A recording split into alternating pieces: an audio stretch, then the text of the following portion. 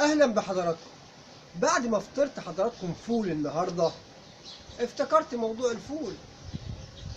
ما موضوع الفول حضراتكم ليه موضوع كبير.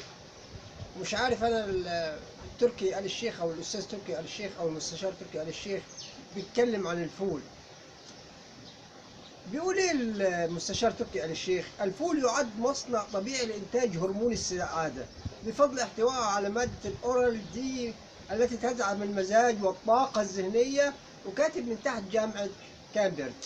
طبعا حضراتكم بس معلومه على الهامش، دي جامعه كامبريدج دي موجوده في بريطانيا ومن اعرق الجامعات او تعد اوائل الجامعات. حضراتكم التدوينه دي مش بريئه، مش بريئه خالص. يعني ايه اللي يفكر حضرتك بالفول؟ وتقصد ايه؟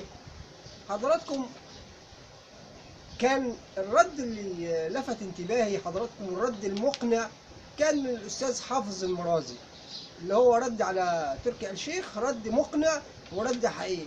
واحنا بصراحة ما بنلمش تركي آل الشيخ، احنا بناكل فول وبنفطر فول.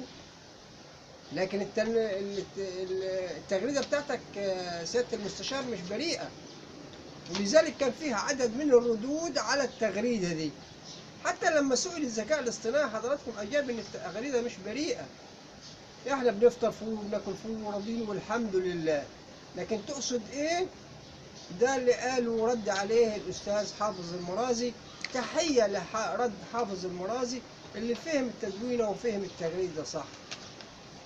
حضرتك إحنا مش عايزين بس استفزاز لمشاعر المصريين، إحنا راضيين والحمد لله رب العالمين، وتاريخنا يشهد لينا وحضارتنا معروفة.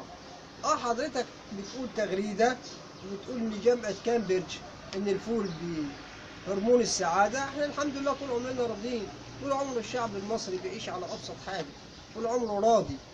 واذا كنت حضرتك بتقصد حد تاني فمتهيجش الشعب عليك، ومفيش داعي لصناعة الكراهية.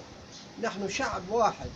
أنا والدي رحمه الله عليه ذهب إلى جيزان على حدود اليمن في المملكة العربية السعودية، وكان معلم لأهلنا في السعودية.